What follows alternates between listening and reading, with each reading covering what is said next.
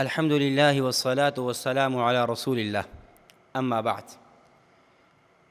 فيا أيها الناس، الاعتكاف عبادة عظيمة وقربة جليلة في شهر رمضان. فالاعتكاف سنة مؤكدة على الكفاية.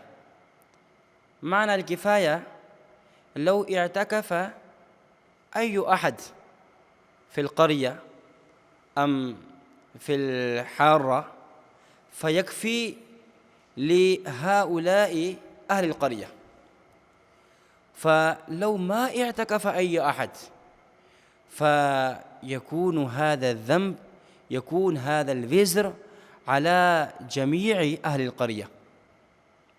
والاعتكاف له فضيلة عظمى ومكانة كبرى ومزية جليلة في الشريعة المحجلة البيضاء. فانظروا إلى هذه المزية الجليلة أن واظب النبي صلى الله عليه وسلم على الاعتكاف حتى توفاه الله تبارك وتعالى، كما رواه الإمام البخاري رحمه الله في صحيحه أن النبي صلى الله عليه وسلم كان يعتكف العشر الأواخر من رمضان.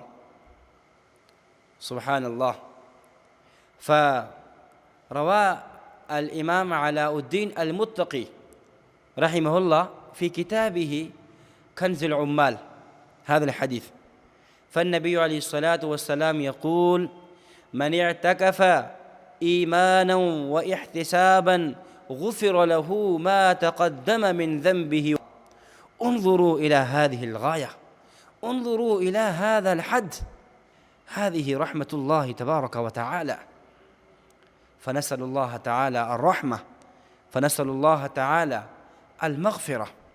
عن ابن عباس رضي الله تعالى عنه عن النبي صلى الله عليه وسلم قال: من اعتكف يوما ابتغاء وجه الله جعل الله بينه وبين النار 3 خنادق، كل خندق أبعد مما بين الخافقين. سبحان الله.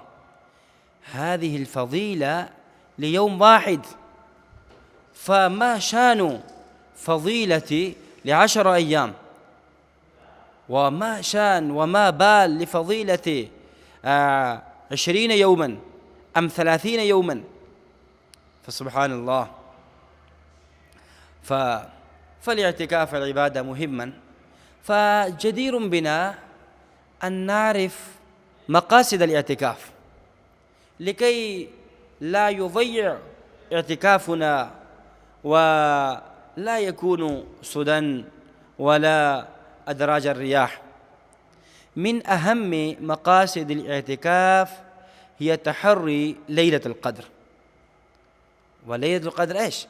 ليلة القدر خير من 1000 شهر، أي عبادة هذه الليلة تعادل من 1000 شهر، الذي قرابة 83 سنة. والأمر الثاني والمقصد الثاني من الاعتكاف الخلوة بالله عز وجل.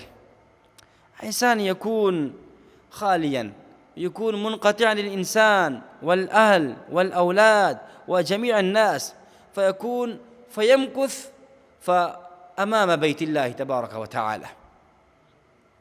وكذلك من أهم مقاصد الاعتكاف حفظ الصيام من كل ما يؤثر عليه، مثلا من سماع المغاني والمعازف والمزامير، وكذلك أن يحفظ سمعه وبصره ولسانه، ومن هذه جل الأمور. فأمور آخر كثيرة جدا. فأستاذنا متكلم الإسلام محمد الياس من حفظه الله تعالى، الذي على صيته شرقا وغربا، ألف كتابا مستقلا حول الاعتكاف وسماه دراسات الاعتكاف. فنسأل الله تعالى أن يرزقنا بركات الاعتكاف، وأن يرزقنا بركات هذا الشهر مبارك.